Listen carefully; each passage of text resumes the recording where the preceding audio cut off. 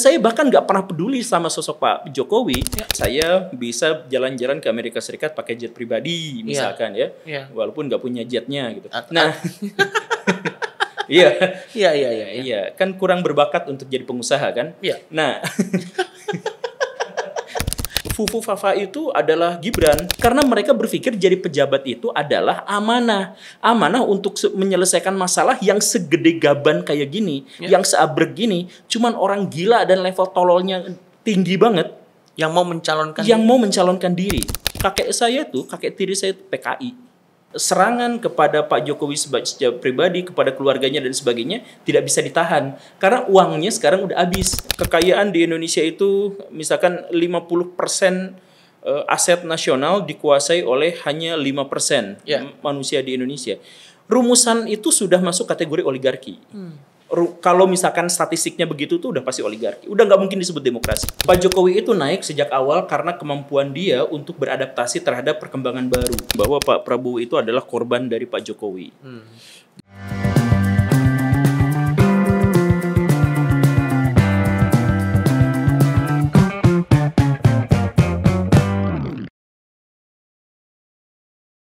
Gue ingin tanya beberapa hal yang mungkin belum, nggak tahu ya, mungkin udah pernah ditanyakan atau saya coba aja tanyakan. Jadi mengenai sistem pemerintahan, menurut Guru Gembul, sistem pemerintahan terbaik yang bisa mengoptimalkan sumber daya masyarakat Indonesia, sumber daya orang-orangnya ya saat ini itu jenis apa, Kang?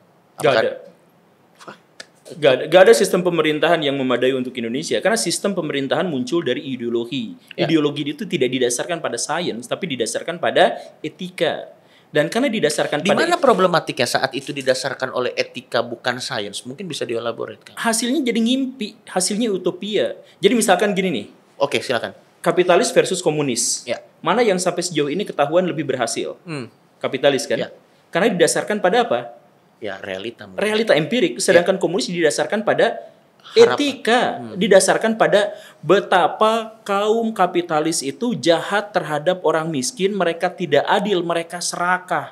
Itu kan Karl Marx nulis bahwa orang-orang itu tuh serakah. Ya gitu kan? Nah, istilah serakah, istilah keadilan itu kan adalah terma-terma etika. Dan ketika berangkatnya dari situ ya akhirnya belakangnya menjadi utopia karena kita tidak didasarkan pada sesuatu yang secara realistis bisa kita uji. Nah, itu ya. Nah, dalam hal ini misalkan apa sistem politik yang paling bagus? Katakanlah misalkan demokrasi atau aristokrasi gitu ya dan lain sebagainya. Segala sesuatu itu punya kelebihan dan kekurangan dan kelebihan dan kekurangan itu tidak tergantung pada sistemnya. Misalkan gini. Demokrasi itu topeng. Dalam konteks apa misalnya? Dalam semua hal tidak pernah demokrasi itu ada secara nyata. Ilusi, menurut ilusi. Dia tetap hanya sekedar ide saja. Yang belakangnya yang sesungguhnya terjadi adalah pihak yang kuat akan menghegemoni pihak yang lemah. Pada akhirnya akan menjadi seperti itu ya? Pada awal dan akhirnya. Jadi ketika misalkan sekarang Indonesia mengadakan pemilu dan sebagainya, tidak pernah ada satupun tokoh dalam sejarah di mana presiden itu dipilih oleh rakyat. Tidak ada. Di Amerika Serikat, di Indonesia, dimanapun tidak ada. Yang ada itu adalah kaum elit merekayasa publik untuk menentukan pilihannya. Jadi itu dua hal yang sangat berbeda itu. Iya, dua hal. Jadi misalkan kita sebut inisialnya PDIP, itu bikin ya memang inisial itu. Ya, inisial kan? Betul. Saya nggak sebut nama partainya. Gitu. Betul, memang inisial. Nah, jadi misalkan PDIP mengatakan target perolehan suara kami nanti di Padang itu adalah sekian persen. Target perolehan suara kami untuk PKS itu di sini adalah sekian 50%. Ya. Nah, itu kan sebenarnya adalah mereka mengakui secara terang-terangan bahwa mereka berupaya merekayasa opini publik untuk kepentingan politik mereka. Nah, dalam konteks ini maka pemerintahan di tangan rakyat itu ada di sebelah mananya? Karena ada upaya rekayasa yang diupayakan supaya demi kepentingan tertentu lah ya kan. Iya, kan begitu. Jadi misalkan ketika kemarin pemilihan ada Prabowo sama Pak Jokowi gitu misalkan atau yang sebelumnya lagi atau yang kemarin itu siapa? Pak Anies, Pak Prabowo Ganjar dan Pak Ganjar. Prabowo, misalkan yang seperti itu. Dari pemilih yang sekitar 210 juta itu atau kurang dari itu, misalkan dari pemilih-pemilih yang sebanyak itu, Ya. berapa banyak yang benar-benar mengenal secara objektif tiga tokoh itu? Agak susah dijawab. Jadi kita hanya mengenal mereka dari para pembenci yang mengeksplorasi kejelekan-kejelekannya dan para pecinta yang berusaha untuk mengkampanyekan kebaikannya. Itu saja. Ya. Nah, jadi kita memilih seseorang bukan karena kita mengenal orang itu, tetapi gara-gara seberapa besarkah pengaruh si pembenci atau pecintanya masuk ke dalam benak kita.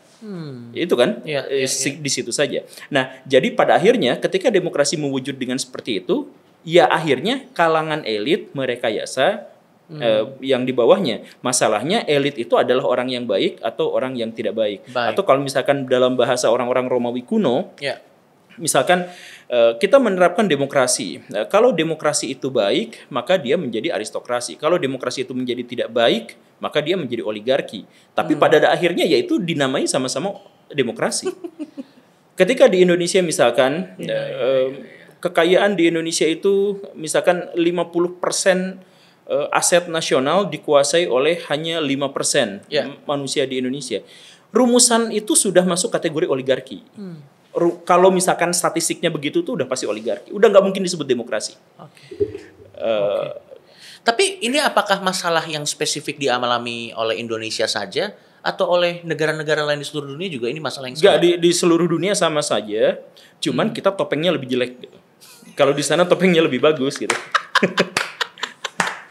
Oke, menarik. Sebelum kemana-mana gue agak pengen tarik mundur lagi. Tadi menarik Akang bilang ada ideologi-ideologi yang didasarkan oleh etika, bukan didasarkan oleh realita. Tadi kan mengutip Guru Gembul. Tapi bagaimana kalau ideologi-ideologi yang didasarkan oleh etika itu memang karena harapannya ingin yang terbaik buat masyarakat? Memang. Bagaimana kalau memang realitanya terkadang yang terbaik itu tidak bisa menyenangkan semua orang? Itu kira-kira bagaimana? Jadi ideologi itu saya tidak menyalahkan orang yang mencetuskannya atau orang yang menjadi bagian dari ideologi itu. Karena berarti mereka adalah orang-orang yang sangat etis.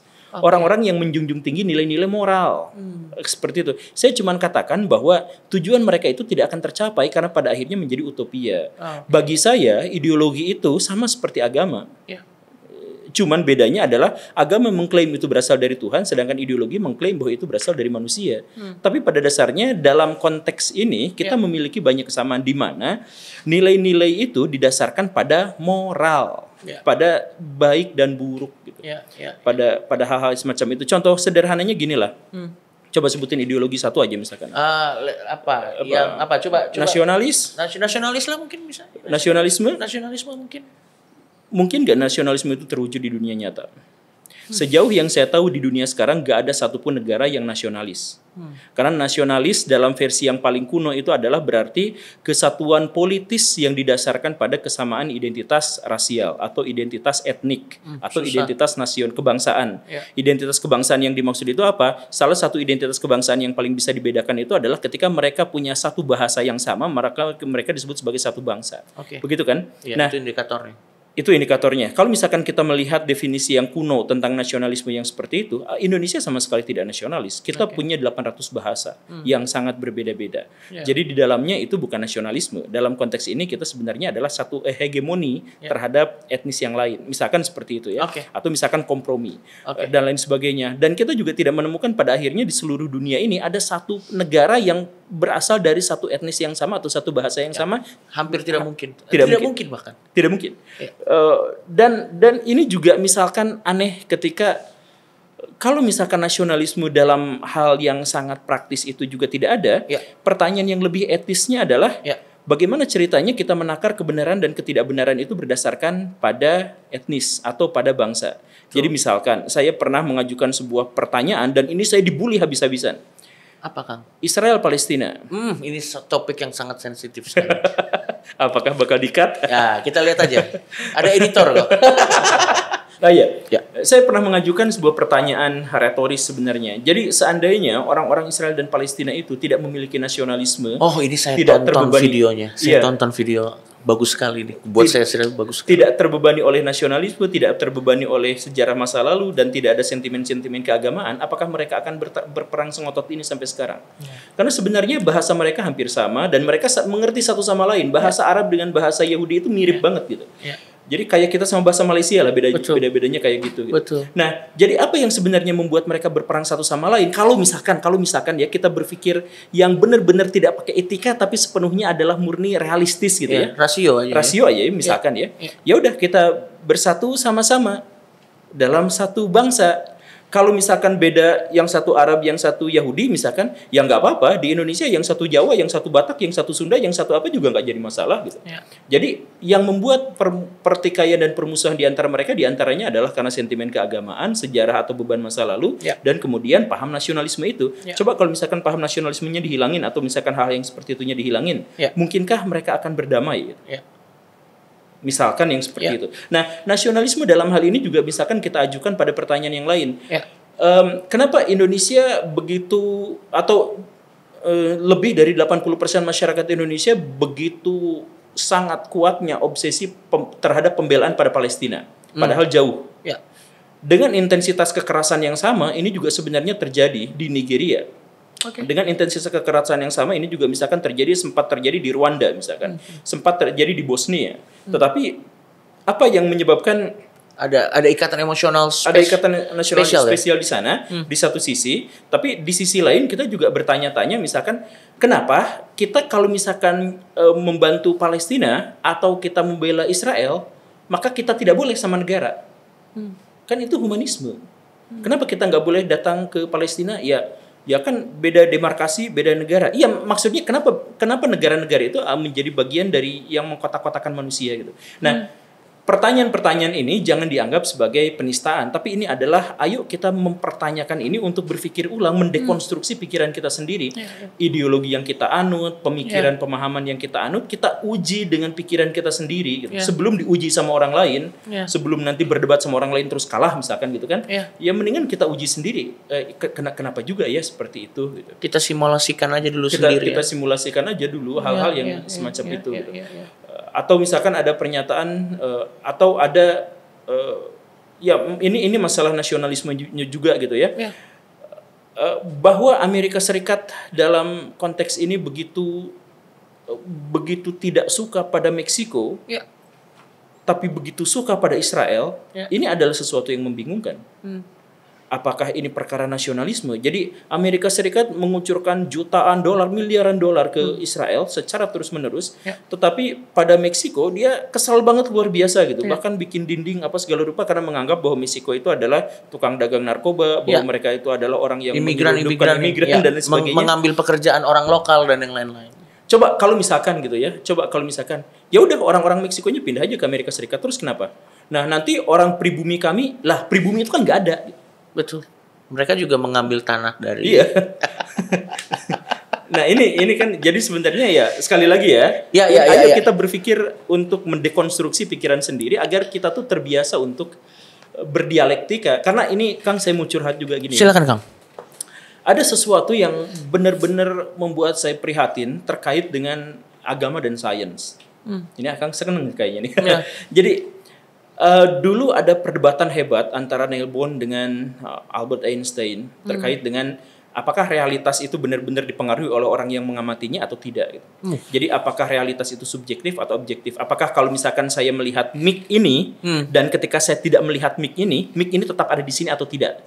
Walaupun konteksnya pada waktu itu mekanika kuantum gitu ya, bukan mic ini, tapi yang kecil. Gitu. Ini disederhanakan lah biar orang. Disederhanakan. Nah, perdebatan ini bertahun-tahun terjadinya. Dari tahun 27 sampai tahun 50-an, tahun 40-an. Itu perdebatannya itu gak beres-beres gitu. Tapi perdebatan itu menyebabkan keduanya sama sekali tidak retak, tidak renggang, tidak bermusuhan. Mereka tetap saling menghormati, mereka tetap saling mencintai. Bahkan mereka sama-sama menghasilkan karya-karya yang luar biasa dari perdebatan itu. Bahkan kemudian mekanika kuantum itu dihasilkan dari perdebatan itu. Kan kuantum itu didirikan sama Planck, sama Newton, sama-sama Bohr itu kan. Nah jadi Newton sama Planck, Einstein sama Bohr. Nah si Bohr sama Einstein itu kan berdebat dan akhirnya dua-duanya dapat Nobel terkait dengan masalah kuantum. Tidak ada perang akibat perdebatan itu. Sedangkan misalkan kalau levelnya agama, bahkan urusan soal apakah musik itu haram atau tidak, itu bisa menghasilkan perdebatan dan peperangan selama 1.500 tahun. Kira-kira di mana dari proses pembreakdownan yang lo lakukan seperti tadi ada yang breakdown, kenapa bisa seperti itu, Kang? Apa yang menjadi pembeda fundamental antara yang satu dan yang lain? Saya percaya bahwa konflik itu dimulai dari ketika kita mencintai. Saya pernah bahas juga kan. Jadi ada yang bilang misalkan agama itu adalah awal mula dari konflik dan kekerasan. Ada yang mengatakan seperti itu kan. Ada yang mengatakan nasionalisme. Sebenarnya itu semua bermula dari kecintaan. Jadi cintanya itu, love-nya itu, cintanya. Jadi seorang prajurit yang bertempur di medan perang tidak pernah membenci apa yang ada di hadapannya, tapi mereka mencintai apa yang di belakangnya. Sama seperti kemudian ketika kita terlibat dalam perang agama, perang apa? Karena kita mencintai pada sesuatu yang kita anggap benar. Begitu kan? Nah, dalam dunia sains sejak awal orang-orang berpikir bahwa tidak ada kebenaran yang mutlak, sehingga tidak ada sesuatu yang harus dicintai secara berlebihan. Dan mereka berpikir bahwa dalam sains segala sesuatu bisa ditanyakan walaupun tidak ada jawabannya. Sedangkan orang-orang agama, kami memberikan banyak jawaban yang tidak boleh dipertanyakan. Kan, dan akhirnya memunculkan apa? Yang kalangan agama itu memunculkan cinta yang kuat pada apa yang dia yakini, pada apapun ideologi, itulah ya. apapun itunya. Sedangkan yang sains tidak, yang sains benar-benar kering kerontang, benar-benar tidak ada emosinya. Bahkan banyak sekali sains yang terpaksa harus dikasih secara mendadak gitu norma-norma untuk membatasi keliaran mereka. Saking memang mereka itu terlalu random, terlalu ngacak gitu kesana kesini kan.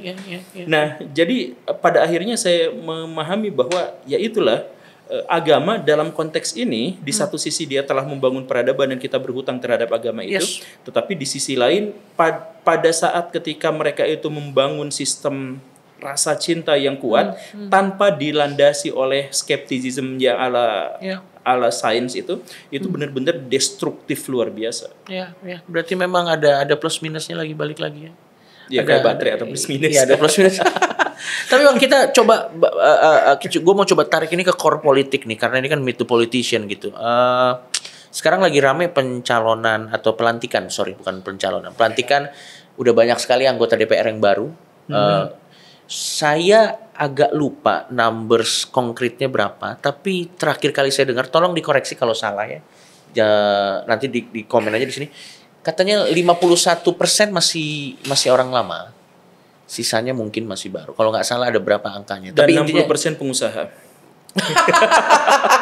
yang saya duga kuat mungkin betul. Tapi apapun itu kita diwakilkan oleh orang-orang yang terpilih yang ada di kursi sana gitu. Kalau idealnya menurut Guru Gembul, kira-kira harusnya quality control seorang wakil rakyat tuh harus seperti apa sih, Kang? Kita ngomong idealnya Guru Gembul deh gitu. Apakah cukup hanya dipilih oleh masyarakat atau memang harus memenuhi kualitas-kualitas tertentu gitu? Apakah dicintai saja sudah cukup? Dia harus dicintai dan dipilih oleh masyarakat yang memang sudah memadai akal pikirannya untuk memilih. Berapa lama lagi kita sampai ke level itu, Kang, secara bangsa? 20 tahun atau kurang dari itu. Ini versi realistis atau versi optimis? Realistis dengan skema yang saya bayangkan. Tapi kalau misalkan tidak digunakan skema itu, maka hilang. Makanya ya pemetaan yang saya bilang tadi itu mengerucut pada lingkaran setan. Tapi lingkaran setan itu bisa dihentikan ketika ada satu terma yang kita masukkan, yaitu ketika kita menjadi orang-orang yang jujur. Jadi masalah dari bangsa ini sebenarnya adalah ketidakjujuran semuanya. Jadi kalau misalkan kita ada inovasi baru, inovasi itu mau dipakai di Indonesia itu nggak bisa. Karena apa? Karena ada preman, ada ormas, ada mafia yang sudah hidup dengan sistem lama. Akhirnya menentang itu, akhirnya nggak bisa maju, nggak bisa karena setiap inovasi ditahan. Sama orang-orang ormas dan sebagainya itu adalah orang-orang yang tidak amanah, tidak jujur, dan dia masuk ke situ juga melalui cara yang tidak baik. Ketika misalkan kita mau jadi politikus, kita harus bayar sana sini dulu, bahkan kita ke konstituen juga harus ngomong sana sini dulu, membujuk mereka, minta kamu mintanya apa? Kita bahkan dari situ aja udah penuh kebohongan, akhirnya kacau. Saya menjadi guru mau ngajar aja kita udah diisi dengan kebohongan. kebohongan-kebohongan. Ya. Apalagi presiden gitu. Bahkan saya yang selevel guru honor aja harus berbohong setiap saat saya mengajar. Misalnya konkretnya, contohnya? Misalkan saya kasih nilai batas KKM anak ini 75, di bawah 75 berarti harus remedial. Nilai KKM itu ngarang semuanya nembak kayak gitu. Gak ada kriteria yang khusus gitu. Oke, saya pengen tanya opini Guru Gembul. Kan kita tahu, saya tidak tahu data terbarunya, tapi kan citra Pak Jokowi itu di awal-awal kan terbangun dengan cukup baik. Iya. Ada surveinya, saya tidak tahu kalau nggak salah ya, ada surveinya. Tapi belakangan ini kan kita lihat ada sepertinya citranya terutama di sosial media itu kan menjadi sangat buruk. Bukan jadi buruk lagi, tapi sangat buruk. Kalau menurut Guru Gembul apa yang terjadi? Kenapa dari dicintai bisa menjadi sangat buruk gitu? Salah satu yang mungkin saya lagi memikirkan ini. Siap, Kang. Dan ada beberapa data kecil yang mungkin bisa saya suguhkan. Tapi gini, Pak Jokowi itu naik sejak awal karena kemampuan dia untuk beradaptasi terhadap perkembangan baru. Oke. Yaitu apa? Yaitu medsos. Beliau ketika orang-orang masih kampanye pakai spanduk ngejeblak segede gaban disimpan di bundaran HI misalkan. Nah, Pak Jokowi sudah kampanye lewat jalur media sosial. Makanya kampanyenya paling sedikit secara terdata, tapi kan kita tidak tahu. Nah, ini kemudian kemampuan beliau dalam mengendalikan massa melalui media sosial itu dipertahankan ketika beliau sudah jadi presiden. Makanya ada istilah buzzer itu kan sebenarnya memang wajar, memang ada. Cuman pada waktu itu ada sedikit permasalahan. Jadi sebenarnya buzzer itu bekerja untuk Pak Jokowi sebagai pemerintah, kepala pemerintah, atau Pak Jokowi sebagai politikus. Ini nggak bisa dipisah. Nggak bisa dipisah, sehingga uang negara yang seharusnya dialokasikan untuk pemerintah, malah untuk pemerintahan, malah dialokasikan untuk kepada Pak Jokowi sebagai politikus. Gitu kan? Nah, ketika itu berlangsung terus-terusan. Jadi saya melihat misalkan ketika ada berita negatif terkait dengan Pak Jokowi misalkan gitu ya, itu kolom komentar penuh dengan orang yang ngebela-bela habis-habisan, dan komen yang jelek itu langsung dihujat sama kolom komentar di belakang. Saya benar-benar melihat itu, menyaksikan itu. Nah, saya menduga karena uang untuk buzzer itu yang sebenarnya adalah untuk presiden malah uang sebagai politikus, ketika karir politiknya meredup dan harus diberikan kepada orang lain, si uang itu tuh mulai mandek. Makanya serangan kepada Pak Jokowi secara pribadi, kepada keluarganya dan sebagainya tidak bisa ditahan karena uangnya sekarang udah habis, disiapkan untuk yang berikutnya. Skema kemungkinan yang pertama. Itu possibility ya. Yang pertama gitu ya. Yang kedua?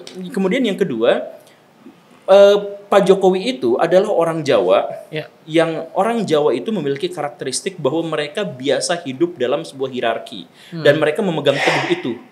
Jadi beda sama orang Sunda, beda sama orang Bali misalkan, yang fokus mereka itu adalah selaras dengan alam. Orang Jawa itu selaras dengan kemanusiaan, dengan tetangga, dengan apa. Jadi mereka bisa menempatkan orang Jawa disimpan di Kalimantan, dihidup. Dan bahkan jadi ketua RT-nya, jadi lurahnya. Disimpan di disimpan di Jambi, disimpan di Sulawesi, mereka jadi lurahnya juga. Karena kemampuan mereka untuk bisa beradaptasi dan menempatkan. Tapi pas orang Jawa ketemu sama Jawa yang lain, ngomongnya masih medok gitu. Gitu kan? Jadi kemampuan yang sangat luar biasa dari orang Jawa. Pak Jokowi dalam konteks itu hidup di situ. Jadi ketika beliau ada di level yang paling bawah, beliau memposisikan di bawah. Ketika beliau jadi wali kota, dihujat habis-habisan sama Pak Bibit Waluyo dulu itu sebagai gubernur. Kamu tuh gak ngerti apa-apa, orang bodoh, orang tolol, apa dan sebagainya. Ya nggak apa-apa, memang saya begitu. Kan begitu ya? Karena posisinya di situ. Begitu posisinya naik, itunya ikut naik. Begitu naik, terus ikut. Nah, ketika dia sudah sampai di puncak atau merasa bahwa sampai di puncak, maka dia sudah tidak membutuhkan dorongan roketnya lagi, dia lepaskan. PDIP dia lepaskan.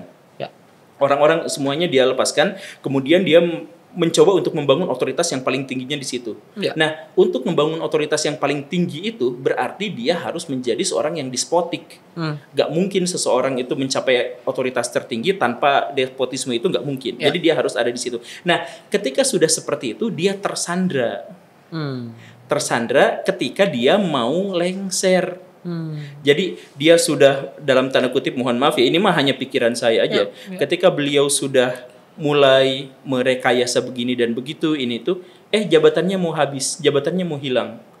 Ini gimana? Kalau misalkan dia sudah melakukan ini dan itu, kemudian dia lengser, ada kemungkinan pemimpin selanjutnya itu akan mengorek-ngorek masa lalunya itu. dan mungkin akan menghancurkan dirinya secara total. Jangan sampai seperti itu. Sehingga Pak Jokowi misalkan ya mengajukan pertama, gimana kalau kita presiden 3 periode? Gagal kan? Kemudian yang kedua atau yang berikutnya, gimana kalau misalkan orang-orang terdekatnya yang akan melanjutkan estafetnya. Nah, berarti orang yang terdekatnya itu siapa? Putra-putrinya, misalkan keluarganya.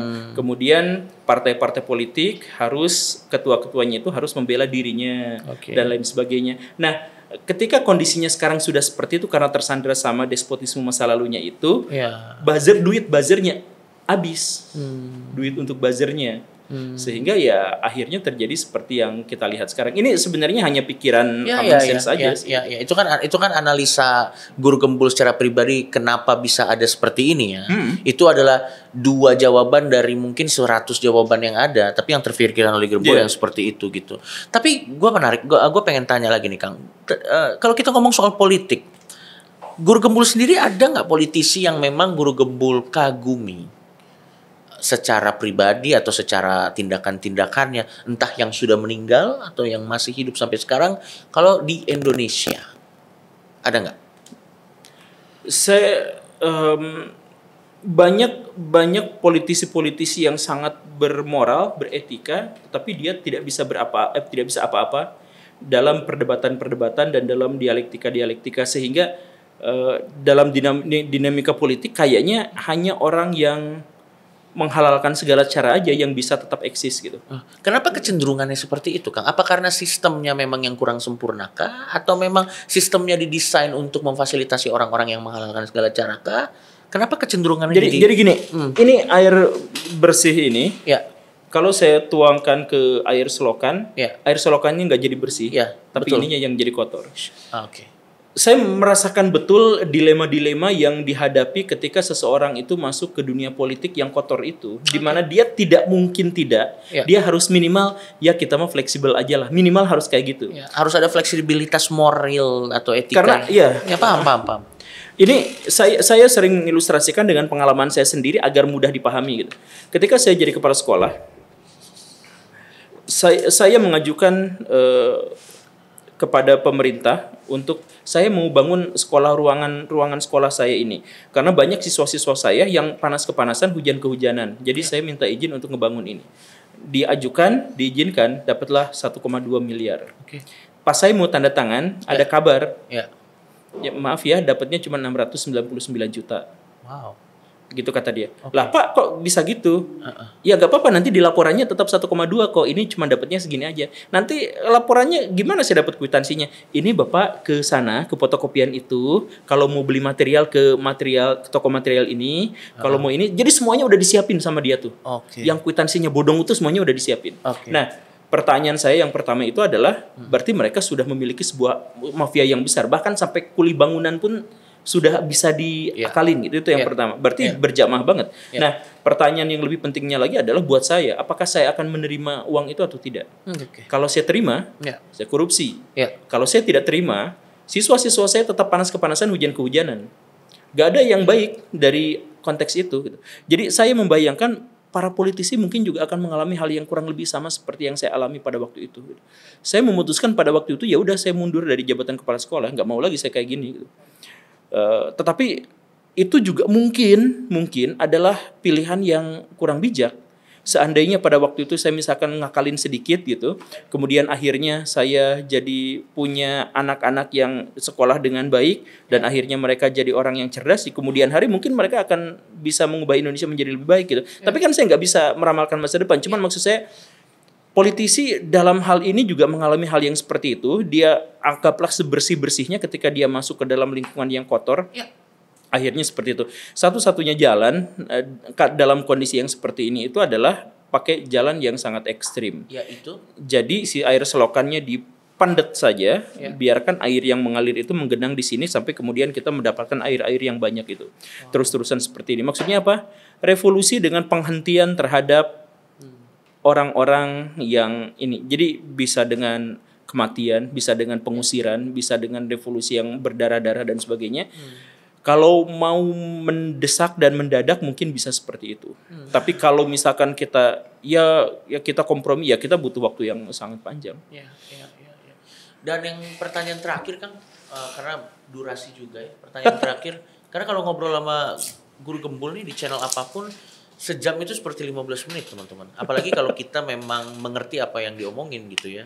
Pertanyaan terakhir mungkin optimisme Guru Gembul terhadap estafet pemerintahan yang akan terjadi. Prabowo Gibran, apakah bisa nggak ada prediksi-prediksi yang bisa Guru Gembul berikan gitu? Pemerintahan di bawah kepemimpinan Pak Prabowo ini akan seperti apa? Ini pertaruhannya terlalu besar sebenarnya. Saya bisa katakan bahwa Pak Prabowo itu adalah korban dari Pak Jokowi. Jadi apapun yang beliau lakukan, kalaupun bisa mengubah, ini adalah sesuatu yang sangat luar biasa. Tapi ini kecil kemungkinannya. Misalkan bahkan sekarang itu antara politisi dengan rakyat itu sudah terpisah. Satu, misalkan sekarang pilkada nggak seseru yang sebelumnya karena orang-orang sudah apatis banget. Ya peduli setan lah, siapa yang nyoblos juga, siapa yang kecoblos juga akhir-akhirnya gini-gini juga gitu, nggak jauh beda gitu kan. Aura apatisnya tuh sangat kental. Iya, sekarang tuh udah banyak masyarakat yang udah nggak peduli, udah peduli setan lah dengan yang kayak gitu. Yang kemarin menang Pak Prabowo sekarang jadi bahan bulan-bulanan media sosial dan media massa, dan kemarin sudah menunjukkan ada perpecahan yang luar biasa antara orang yang mengaku sebagai wakil rakyat dengan rakyatnya sendiri. Ya. Sekarang koalisi itu hampir full kan di satu pihak itu. Kim plus. Kim plus. Saking banyaknya sampai ada plusnya. Iya. Padahal kan ada Kim. Iya. Jadi kayaknya saking banyaknya kita tambahin plus lah gitu. Kim tuh bahasa Indonesianya 18. Oh ya? Iya. Okay. Jadi 18 plus. Oh ya, inilah memang Guru Gembul nih sangat reformasi tapi humornya segitu aja. Ya oke, Kang Guru Gembul, terima kasih banyak, selalu menyenangkan berdiskusi dengan Guru Gembul, selalu memberikan